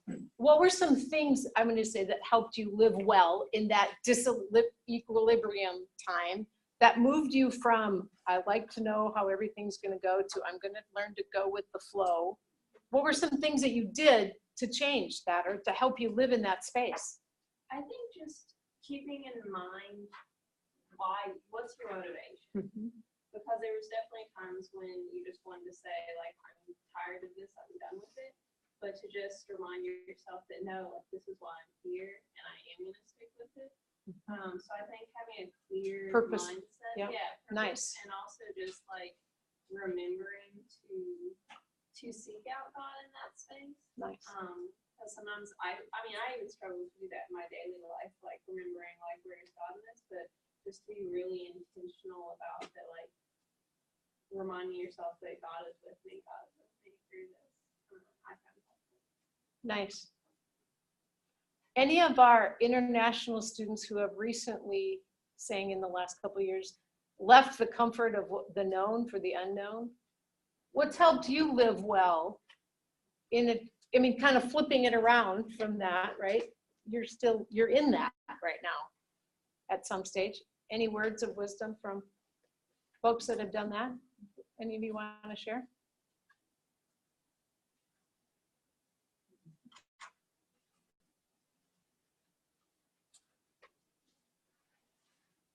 You have no thoughts. I'm going to pick on Nordfree then. Nordfree was awesome in one of our groups. A group of us went to Iowa, right, Tim? And curious, would that be a word to use for Nordfree? Asked a lot of questions, excited to be in a new place, and rather than be passive, asked, tell me about this. I wonder about this.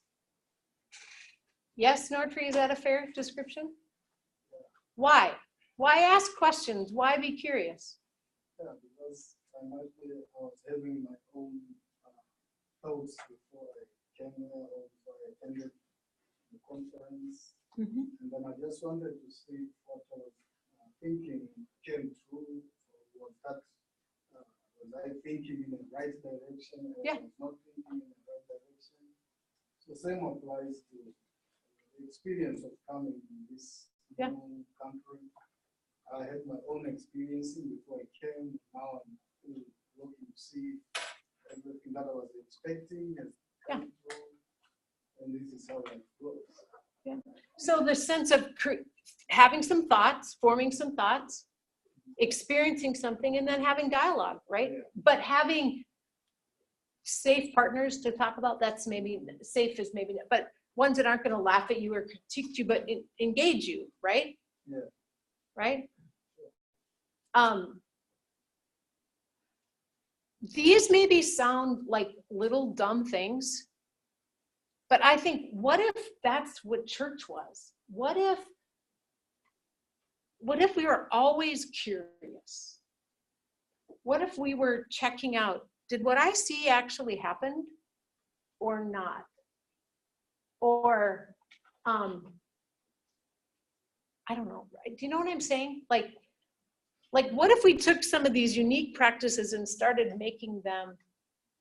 cultivating them in other kinds of communities that we might make assumptions that everybody's on the same page or everybody understands, right? I make assumptions every day when I show up at this place that probably are partially true. Do you know what I mean? Like when our prospective student said, I'm in the military, and then he said, and I played the trombone. That was not what I expected his second line was going to be, which made me curious and opened the dialogue to fun conversation, as opposed to just putting him in a box of what I thought, I thought that could be for all of us, right? So curiosity is failing well. But let's talk, and I think this is about shame, right? And not being able to ask good questions and not be shamed, or being able to try something and not doing it right all the time, and creating a culture where how do I learn from this, and where do I go with that? Okay. But also the sense of, and this came up already, how do we not overbuild or overinvest as we do experiments and go from there? You know what I mean? I have to plug in. So, and I think oftentimes we don't get public with our experiments until they're so far down that we have personally invested a lot in them. And then if they fail, we take it personally. You don't know how much of me went into that project, right? Anybody ever had that?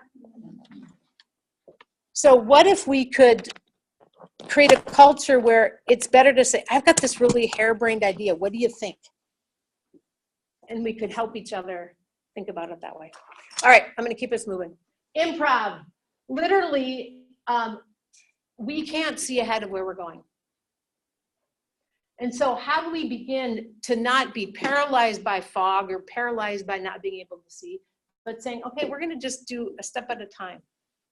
My husband climbed Mount Kilimanjaro. And the last day, you get up basically in the middle of the night so that you're up at the peak at sunrise so that you can get down and out of the high elevation in a significant amount of time. So for, I don't know, 6 hours or something crazy, you walk in the dark with a headlamp up switchbacks that all you can see is right in front of you. Said it's the most mentally challenging, bizarre thing that's ever been for his life because you can't see ahead of you. One of my favorite stories that I used to tell all the time in team workshops that I would doing, team building workshops, was about a swimmer who would swim from the California coast to the Catalina Island. No, the island to the coast, sorry, she was going the other way. And on the train, did all the training, and in the morning that she was ready to do it, there was fog. So after like an hour and 45 minutes of swimming and like hitting sharks, and, with guns and, that were swimming around her, she got out of the water to find out she was about a half a mile from the coast. But she said, what killed me was not my training, was not the sharks. It was my inability to see into the future.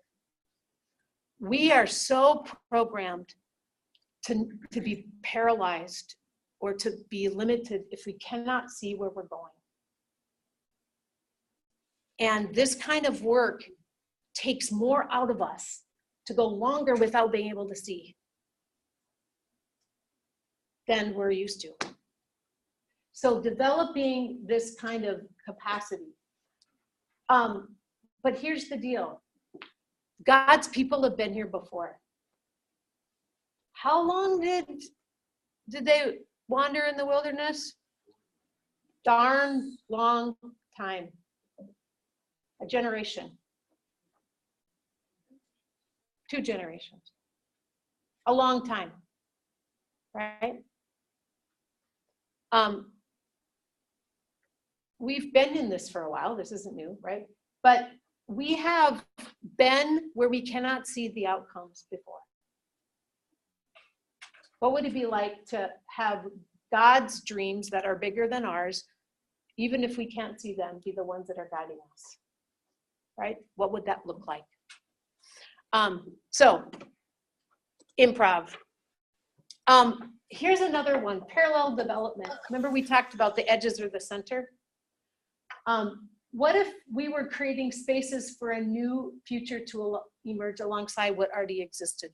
We need new ways to teach theological education, and we're not going to quit doing this right now. Sorry, you all, you get to keep doing this. But it won't be long, and we'll have new things emerging. They already are. And the system is changing. It's an and time, not an or. In your ministries that you'll be called to lead, maybe you're called to do innovation with and, not or.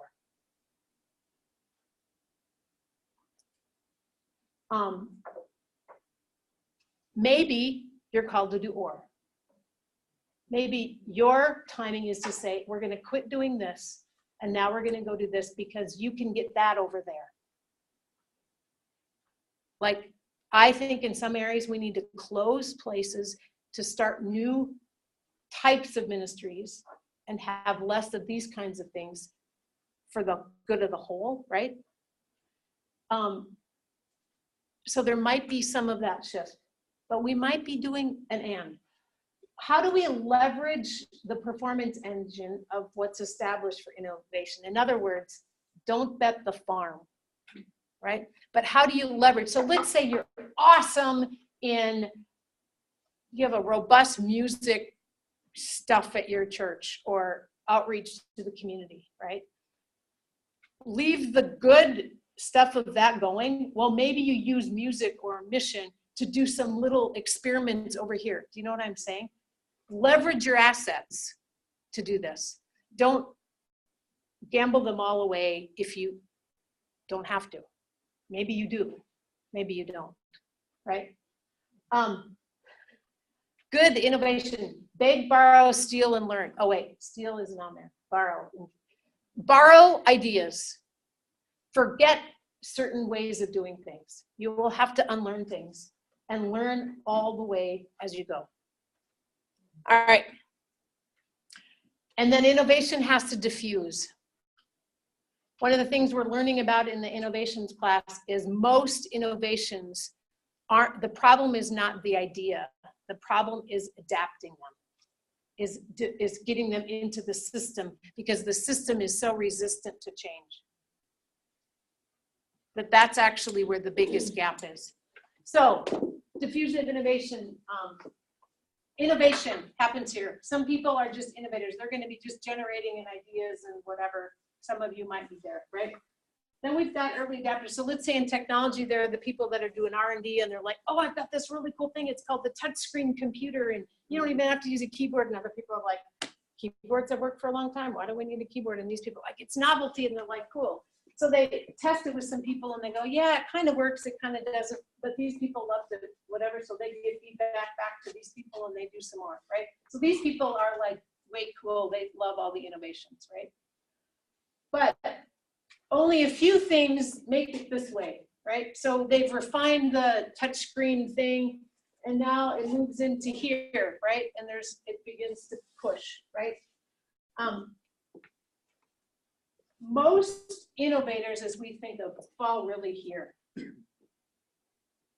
You know, like I think when we at the beginning when you said innovators are like these people, the new ideas or whatever, this to me is like the weird, I can't even think of a movie, a weird image of somebody in their basement tinkering for the sake of tinkering. You know what I mean? Like, and they don't really care. It's just the novelty of tinkering, right? And then they like hand them off and they like, I don't really care. Take what you want, right? But it might be in technology, it might be something else. I think these are the like crazy, weird scientist basement innovator people, right? I think when we think of change agent innovators, whatever, we're really thinking of this one, the people that are taking them now to change something in the world, right? To make a difference, to solve a problem. They're like, oh, this would be helpful for this. You know what I'm saying? They're actually applying it to the world, and that's where it starts to diffuse. Okay? So they start applying this novelty to the world, and then they tell two friends, and they tell two friends, and it gets bigger, right? These folks over here, the leggers, ignore them. Every time they call you around the innovation, just silence your phone and don't answer it. Okay, that might get you fired, but don't totally take them seriously. They might be on your church council or on the leadership team, but these are not the one. If these people are dictating your choices, you will go nowhere, ever, right? So this is, you know those people. I can tell. This whole time, the whole day, I've got this one woman in my head. I'm sorry. Should we do an exorcism? Get out of you, Satan. No. No. Hold on, I'm thinking, she wants more communication. That's her word that I shut down on. Yeah. And my word that she shuts down on is mission and ministry. Because she's been asked one too many times to do a mission statement that didn't go anywhere. Yep. And so she doesn't want any conversation about mission or ministry. Those words are just her shutdown. And my shutdown is when I'm being told that I'm not communicating enough, because we have bulletins and newsletters and opportunities to be on a council, and but she somehow wants to travel about 7 months of the year now and still have her hand in everything that's going on. And so she's in my head the whole time. I'm all listening and listening for, how do I speak to her differently? And just now you gave me permission to go. Ignore her. I don't need to let's force this. Let's use Sharon's around example. So let's say there's an adaptive challenge that really needs to be addressed. Let's say you've actually figured out what it is. You've done that hard work, right? And now you need to begin to do experiments and you need to try and change the system. Let's just say that that's the case. You've done a lot of work already and now you're trying to diffuse it, okay? Let's say you're right here. You have a few of the early majority on board with you, okay, for whatever this is. Now you're like, I know that we're at a breaking point. If we don't get more of this group in, there's still more people in the church that are going to push. And I actually think church bar graphs are more skewed this way. Like, I think we have more of these people that like to come hang out with us. But anyway, but so if right here, we know you got to push through at this if you're going to actually keep the momentum going. And you can't do that all by yourself. That's the point where you have to get strategic and go, who are influencers that I can be on board? They may not be official leadership people, right? They may be that mom, that grandma, that whatever young adult person that came to you after worship one day and said something and you're like, this matters to them. I'm going to get them on board, right? Can I have coffee with you? I want to tell you about an idea that we're working on, right? So you have coffee with them, you tell them, and you like, let's say it's that young adult. You don't have to come to 16 meetings. And they're like, hallelujah, right? But what I would like you to do, would you talk to 5 people that you know, get feedback on, are you with me? This is using the network to get people on board. Some call it weaseling. I just call it smart leadership. It is also weaseling, maybe. But I think a lot of biblical characters had the spiritual gift of weaseling, don't you? Like, they were connivers. Anyway, right? Anyway, sorry. So you're thinking about how now does this need to push out, right? It may be that the way to diffuse an idea is not to get the council or the leadership group to approve it first. You want to get momentum around the community to say, you can now not accept it because it's already starting to make its way into the system. Are you with me, kind of? Yeah. So this is an example that I have used with a lot of people. This is actually came from Iowa farmers nursery. All those farmers that we saw, this is how they got them to use different kinds of corn. Well, if we can talk to Iowa farmers into using different kind of corn, maybe we can share the gospel. Right? Amen. All right. So this is a way to think about, and how do you identify with these? Well, somebody in one category around technology might be an early adapter and might be late majority in something else, right? Not everybody falls into all these categories for everything, but around the thing that you're trying to do. So if you're trying to think about a new thing in worship, who are people that have in the past have led new kinds of things? Or maybe this is about getting cross-generational. Who has that kind of a passion, right? What gets at the heart of people? And ask them, get their feedback, and then help them diffuse it in the things. So I find this as a helpful way to think about the diffusion. So how ideas spread. I'm just gonna, I don't know why this is. Through social networks. This is, ooh, there we go. This is a time, you know who the gossipers are in church? Use them. Or you might know who are the people that are going to be your biggest blocks. Have coffee with them first or early on. Say, what do you think are going to be the roadblocks of this? Right? What? It's what? Soup. Oh, I have to have some of that. I have to have some of that. Yeah, right? And then talking to their ears while they're eating. Or I know some I'll use a more concrete. Some pastors have said, I'm new to the context. I don't know how combining works or how this job. Can I come to your office? Can I come see what you do for work, right? And then while you're there, you know, alongside, right? How do you get this in, right? So through social networks, find those people. By trying and experimenting, if you have, you know, before you roll it out, how do you get some people to taste it, right? So let's say you're going to do an app for your congregation, right? And you know some people that use apps, and then you know some people that don't, right? Could you test this? Could you see if what we're thinking works, right? Before we invest into it. The key here for how ideas spread is participation, right? Ideas are one thing, but if you experience it, so here's another thing. Maybe you know something's coming down the pike, and again, you're sneaky because you have the spiritual gift of conniving. During Lent, one of your Lenten services, you're just going to do that thing. So when you bring it up 2 months later, you go, well, you know, it's that thing we did in Lent. It's just that for this, right? Or you're doing a retreat for confirmation or women, and you say, we're going to try something on that thing with the subgroup of people and see how it goes, right? And now we're going to try it over here, and then we're going to try it here, and then we're going to say, we've already had these 4 groups try this. What was it like?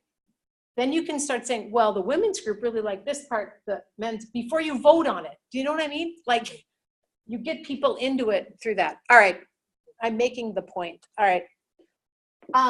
This is where we were going to do our case study, which we're not, because it's 4 o'clock. But in Adaptive Leadership book, what they say is, here's the ways to move to that diffusion, right? To move this adaptive challenge into the system. You have to modulate the temperature. Sometimes, V, I'm gonna use you.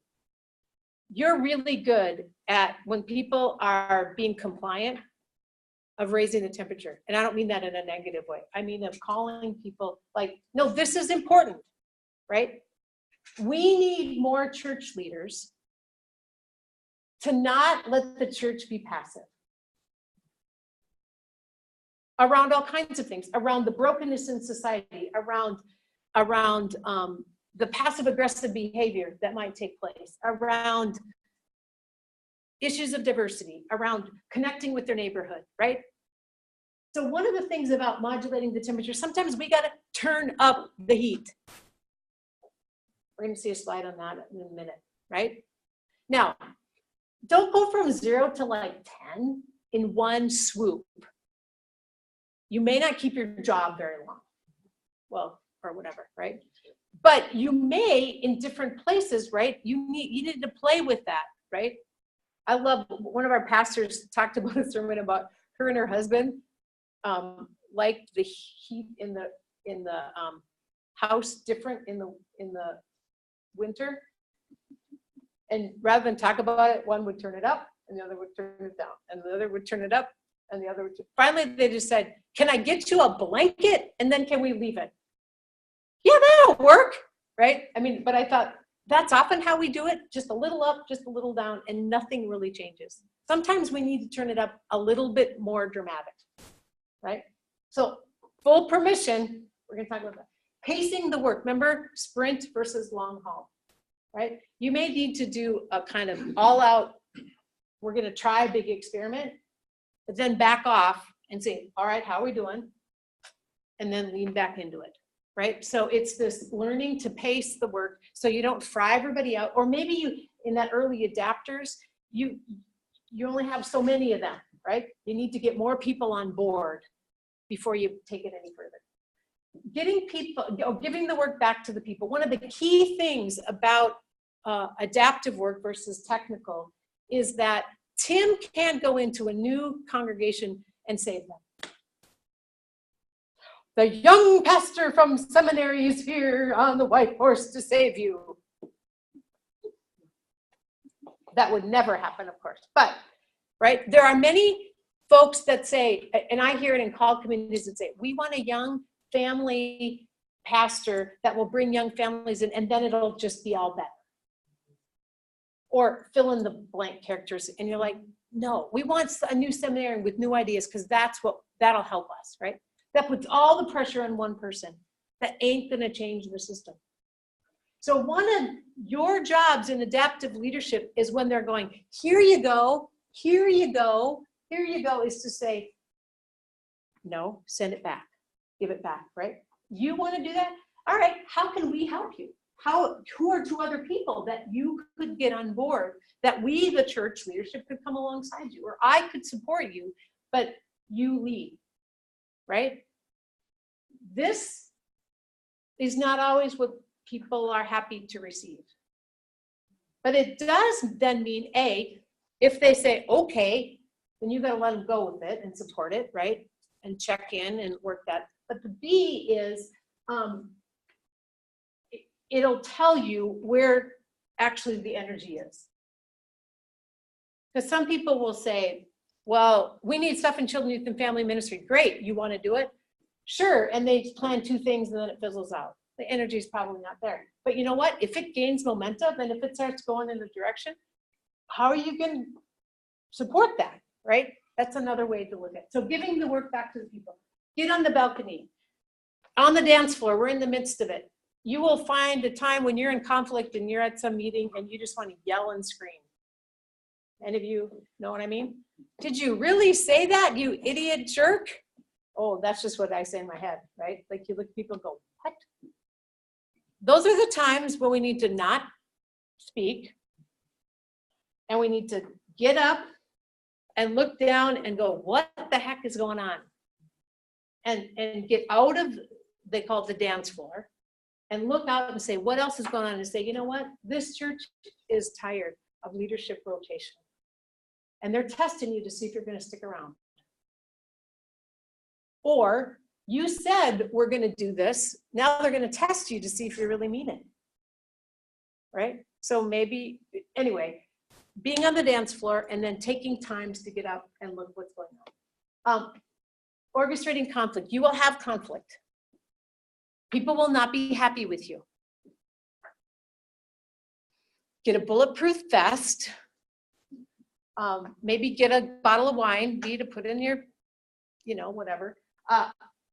How will you handle conflict? I think one of the biggest challenges that we have in leadership is helping leaders know how to handle, personally handle conflicts, and then to lead it in communities. That doesn't make it about them, that actually turns it towards a healthy place. So we're going to talk a little bit about that. Avoid sabotage, marginalization, seduction, or assassination. These are all strategies that if I go after the conflict directly and you process it, these are the sideways ways it's going to come out. And then the last thing is stay rooted, stay on the course. This is what's your purpose? right? Going back to, so these are the stages that they have. This is what we were going to do. But let's just play with it a little bit together for the last couple minutes we have. So First Christian Church is 2 months away from the end of their fiscal year, and they're $20,000 below their projected budget income, right?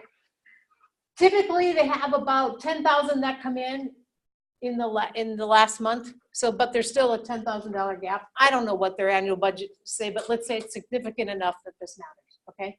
In addition to that, guess what? Worship attendance and ministry participation has been decreasing in the past year, steady for the last year.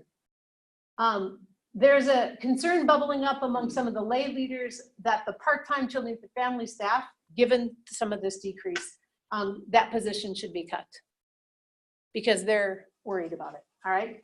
Now, let's say you're the pastor here and you've got a council or session meeting coming up. As this is happening around you, what are some of the issues that are going here, and which are some of the, might be some of the technical ones, and which are some of the adaptive ones that are going on in this situation? Let's practice that technical adaptive. What do you think?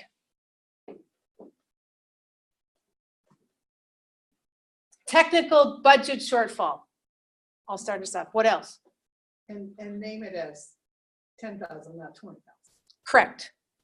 Because that's. Yep. Because it'll be named at 20. Yep. And So saying, okay, the end of the probably. year, it's not as bad as you think it is. Yep. So that's it. Second, what else? Our technical issues.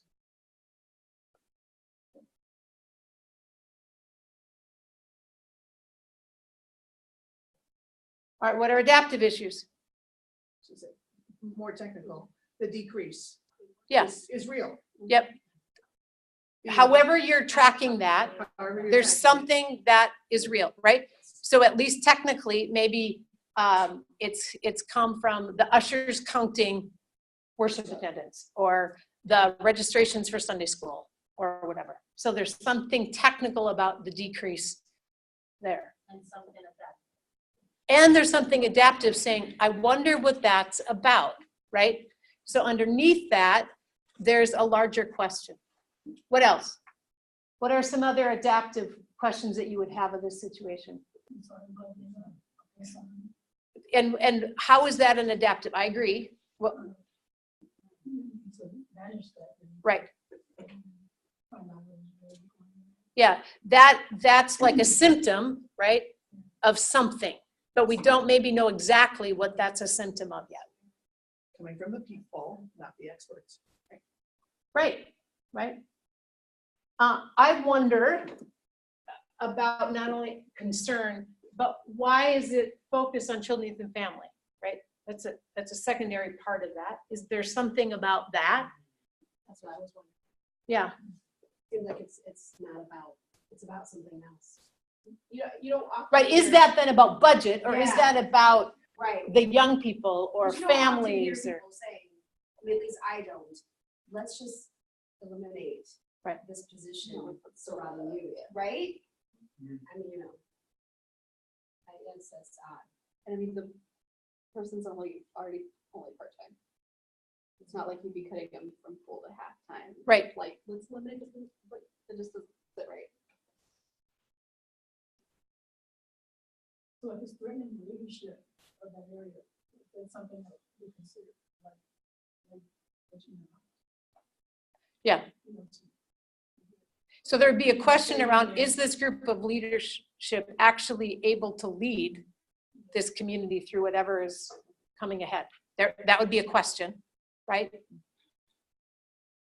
All right. If you were to decide, let's just say of the things we've talked about, which ones would you want to address? Let's say it's a more primary issue that you would see would be a first level to address in this. I think you have to address the budget shortfall. Yeah. Because you have to decide, like, is there a way to cut spending Right. in these last 2 months? There's some ways that you can kind of get ahead of maybe some of your issues. Because let me check this out with you, because the budget thing is probably both an adaptive and technical, has probably both elements, right? It's in their face, right? And it probably opens up doors to other issues. Do you know what I mean? It's like a gateway drug. It's like a gateway issue. Or opportunities. Or opportunity, right? It opens up a bigger discussion. Yeah, V. So when I read this, I guess for me, my main concern or the red flag for me goes up with the possibility of cutting youth ministry. Yeah. Because once again, we put youth Yeah. in this low-level slot, Yeah. and then here we are, the youth that are now adults, wondering why the church is straying away. Mm-hmm. So let's say, for the sake of simplicity with this, that's how you're going to address it, but you're going to have this back bench here going, I wonder what that's about, and I'm going to listen if those bubbling up get named, and then ask some deeper questions. Let's say that's a gateway into talking about that. All right, so pause. 4 ideas to handle conflict.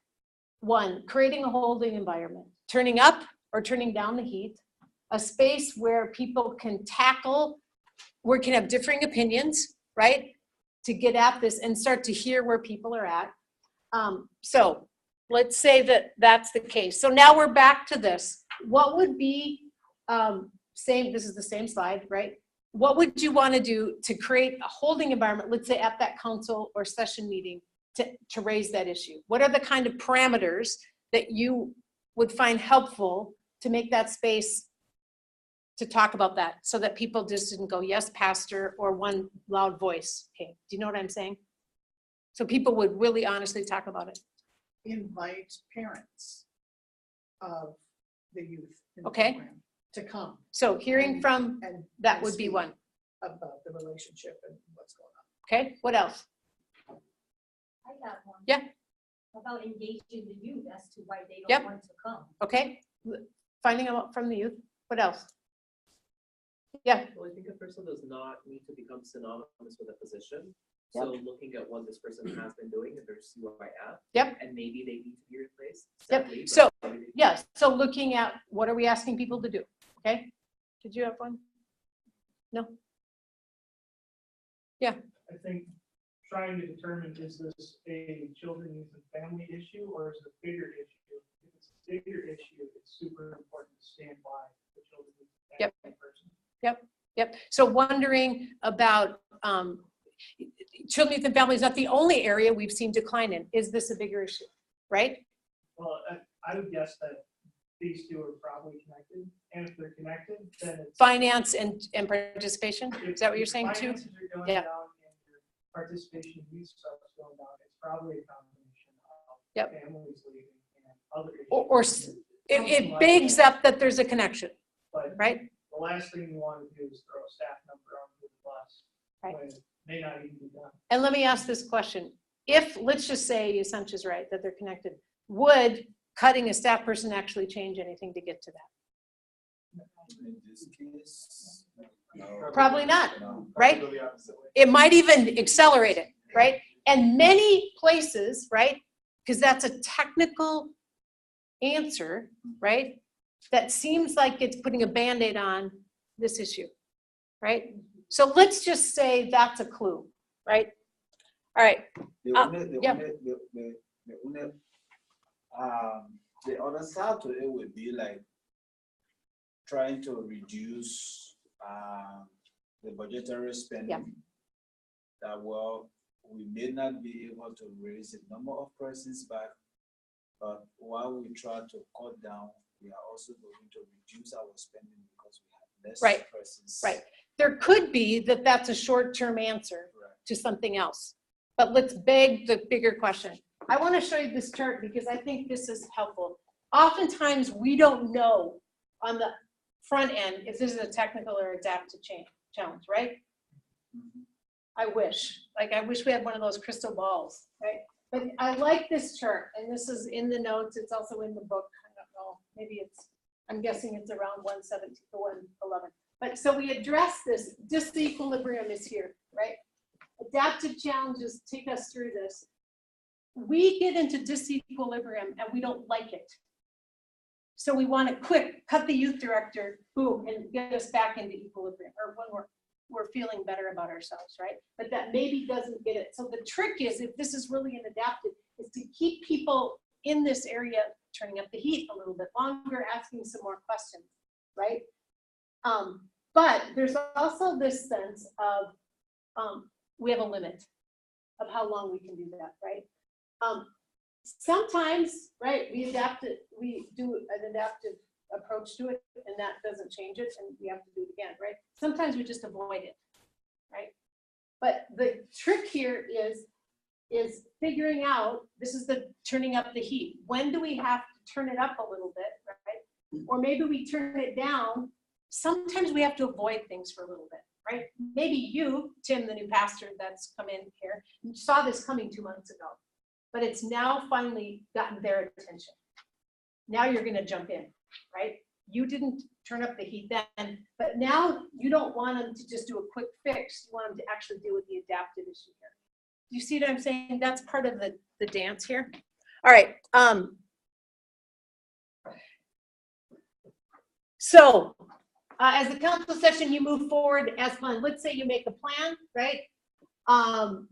Or you come with a plan, and a long-term member who without children says, this is simply a financial issue, let's just cut the position, and no one chimes in, right? This is the time about turning up the temperature. Do you know what I'm saying? So this is just living into that. I just want to show you these last two, and then we'll be done. Remember that you set the pace. Maybe in this one, the most you can do is in that time, create a space that opens up some other voices and say, you know what? Maybe it's not. Let's next meeting have you all talk with some of these people. Let's have a forum. Let's hear them. And then let's come back and talk about it, right? That's opening some space to get other voices, right? And saying there's some urgency, but it's not the end of the world. This is $10,000, not $20,000. Let's take the extra month, right? And let's keep the tension for another month and invite people that. The other thing might be, and this might be through that, is to say, remember the sense of kind of living in the fog, not being able to see. Maybe part of what you can do is, and while we do that, let's see what some other people in this situation have done. Let's learn about other possibilities at the same time, all right? So these are just some ways to think about working through conflict. We're good. Look at that, we even got that. So thank you. We're gonna pick up innovation again next week.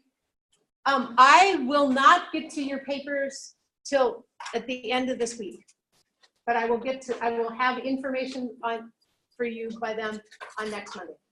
Okay? Have a good week. I had some questions.